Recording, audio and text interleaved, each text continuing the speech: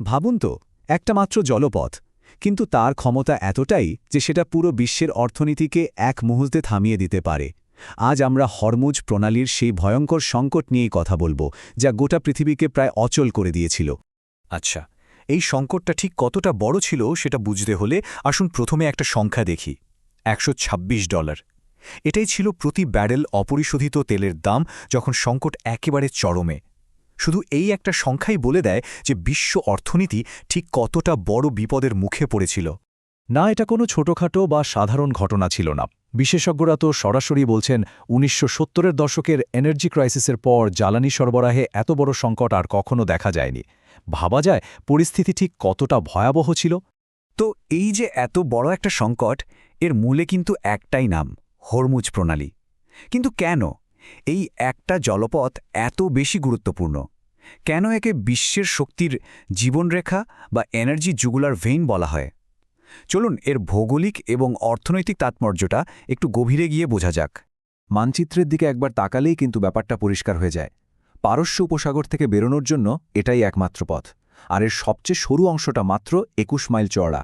এর মানে হলো যে কোনো দেশ চাইলেই কিন্তু খুব সহজেই পথটা বন্ধ করে দিতে পারে, যাইকে ভূরাজনীতিকভাবে বলতে পারেন একটা টাইম বোম বানিয়ে রেখেছে। এই ছোট্ট একটা পথ দিয়ে ঠিক কি জিনিস যায় সেটা শুনলে সত্যি অবাক হতে হয়। বিশ্বের মোট সামুদ্রিক তেলের ২০%, ইউরোপের এলএনজি গ্যাসের প্রায় ১৪%, এমনকি বিশ্ব বাণিজ্যের ৩০% সারও এই একটাই পথ ব্যবহার করে। সোজা কথায় বলতে গেলে এই প্রণালী বন্ধ হওয়ার মানে কিন্তু শুধু তেলের দাম বাড়া নয়, সারা বিশ্বের খাদ্য উৎপাদন থেকে শুরু করে বিদ্যুৎ সবকিছুর ওপরেই এর মারাত্মক প্রভাব পড়ে। তাহলে মনে প্রশ্ন আসতেই পারে, তাই না, যে এত গুরুত্বপূর্ণ একটা জলপথ হঠাৎ করে বন্ধ হয়ে গেল কিভাবে? কিভাবে এই ভূরাজনৈতিক বারুদের স্তূপে আগুনটা লাগল? চলুন সেই নাটকীয় ঘটনা প্রবাহটা একটু দেখি। সবকিছু উল্টোপালট হয়ে যায় মাত্র একটা দিনে, ২৮শে ফেব্রুয়ারি। প্রথমে মার্কিন ইসরায়েলি যৌথ হামলায় ইরানের সামরিক স্থাপনা ক্ষতিগ্রস্ত হয়। সেই একই হামলায় নিহত হন ইরানের সর্বোচ্চ নেতা। এর প্রতিশোধ হিসেবে ইরানও সঙ্গে সঙ্গে পাল্টা ক্ষেপণাস্ত্র হামলা চালায়। আর এর চূড়ান্ত ফল কি হল? ইরান গোটা বিশ্বের জন্য অপরিহার্য এই হরমুজ প্রণালী বন্ধ করে দেয়। কয়েক ঘণ্টার ব্যবধানে পরিস্থিতি পুরোপুরি নিয়ন্ত্রণের বাইরে চলে যায়। ইরানের এই ঘোষণার পর যা ঘটল সেটা এক কথায় অবিশ্বাস্য। বিশ্বের অন্যতম ব্যস্ত একটা জলপথ, যেখানে দিনরাত জাহাজ চলত, সেটা রাতারাতি একদম চুপ, নিস্তব্ধ হয়ে গেল। কিন্তু প্রশ্ন হল, এই যে জলপথ বন্ধ হয়ে গেল, এই বাধাটা ঠিক কতটা মারাত্মক ছিল? এর প্রভাব ঠিক কতটা গভীরে পৌঁছেছিল? এই বাধা ঠিক কতটা মারাত্মক ছিল তার প্রমাণ হলো এই চারটা। দেখুন, মাত্র কয়েকদিনের ব্যবধানে যেখান দিয়ে ৩৫টা ট্যাঙ্কার যাচ্ছিল, সেখানে সংখ্যাটা নেমে এলো মাত্র দুটোতে। মানে এটা শুধু কিছু সংখ্যা নয়, এটা যেন বিশ্ব বাণিজ্যের হৃদস্পন্দন প্রায় থেমে যাওয়ার মতো একটা ব্যাপার ছিল। আসলে ইরান শুধু প্রণালী বন্ধের ঘোষণা দিয়েই কিন্তু থেমে যায়নি। তারা পুরো ব্যবস্থা করেছিল যাতে কোনো জাহাজ সাহস করে ওই পথে না যায়। একদিকে যেমন সরাসরি হামলা করা হচ্ছিল, তেমনি সমুদ্রে পেতে রাখা হয়েছিল নৌমাইন। অন্যদিকে জিপিএস জ্যাম করে জাহাজের দিক নির্দেশনা ব্যবস্থাই অকেজো করে দেওয়া হচ্ছিল। এই বহুমুখী কৌশলের ফলে প্রণালীটি একটা মৃত্যু ফাঁদে পরিণত হয়।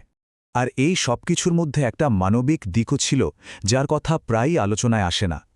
এই টেবিলটা সেই ভয়ঙ্কর বাস্তবতার সামান্য কয়েকটা উদাহরণ মাত্র। এরকম বহু জাহাজে হামলা হয়েছে, আর এর ফলে অনেক সাধারণ নাবিক তাদের জীবন হারিয়েছেন। কাজেই এটা শুধু একটা অর্থনৈতিক সংকট ছিল না, এটা ছিল একটা পুরোদস্তর মানবিক বিপর্যয়। তো এই প্রণালী বন্ধের প্রভাবটা কিন্তু শুধু মধ্যপ্রাচ্যেই থেমে থাকেনি, এর ধাক্কা গিয়ে লাগে একেবারে সারা বিশ্বে। তবে এই সংকটের প্রভাব কিন্তু সব দেশে একরকম ছিল না। এখানেই ব্যাপারটা আরও জটিল হয়ে ওঠে। একদিকে দেখুন, ভারতের মতো দেশগুলো চেষ্টা করছিল নিজেদের দেশের মানুষকে বাঁচাতে, মানে দাম স্থিতিশীল রাখতে। আর অন্যদিকে অনেক প্রতিবেশী দেশকে এর জন্য চরম মূল্য দিতে হয়েছে। তাদের স্কুল কলেজ পর্যন্ত বন্ধ করতে হয়েছে, জ্বালানির রেশনিং চালু করতে হয়েছে। এই ছবিটাই দেখিয়ে দেয় যে একটা বৈশ্বিক সংকটের প্রভাব কতটা অসম হতে পারে। পরিস্থিতি এতটাই খারাপ হয়ে গিয়েছিল যে বিভিন্ন দেশ আর জাহাজ কোম্পানিগুলো বাঁচার জন্য এমন সব পথ বেছে নিয়েছিল যা শুনলে অবাক হতে হয়। কিছু জাহাজ তো নিজেদের গায়ে বড় বড় করে চায়না ওনার বা মুসলিম মালিকানাধীন লিখে দিত নিরাপদ পথের আশায়। কেউ কেউ আবার ইরানকে গোপনে ক্রিপ্টোকারেন্সিতে মোটা টাকা দিত, কারণ এই ধরনের লেনদেন সহজে ধরা যায় না। এই অদ্ভুত পদক্ষেপগুলোই বলে দেয় সংকটটা আসলে কতটা গভীর ছিল।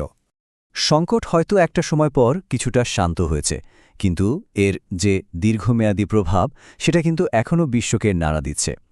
তো প্রশ্নটা হলো, এই ঘটনা কি বিশ্ব ব্যবস্থায় কোনো স্থায়ী পরিবর্তন এনে দিল? বিশেষজ্ঞদের এই কথাটা কিন্তু একটা নতুন এবং বেশ উদ্বেগজনক বাস্তবতার দিকেই ইঙ্গিত করছে। হরমুজ প্রণালীর ওপর ইরানের এই একছত্র নিয়ন্ত্রণ ভবিষ্যতে বিশ্বশক্তির ভারসাম্যকে হয়তো পুরোপুরি বদলে দিতে পারে এবং এটিকে একটি নতুন ভূরাজনৈতিক সংঘাতের কেন্দ্রে পরিণত করতে পারে। তো শেষ করার আগে এই প্রশ্নটা আমাদের সবার ভাবার জন্য রইল। এই সংকট আমাদের এটাই শিখিয়েছে যে বিশ্বটা একদিকে যেমন একে অপরের সঙ্গে জুড়ে আছে, তেমনি কিন্তু এটা ভীষণ ভঙ্গুর। একটি মাত্র জলপথের ওপর এতখানি নির্ভরতা কি আমাদের বিশ্ব বাণিজ্য ব্যবস্থার সবচেয়ে বড় দুর্বলতা নয়?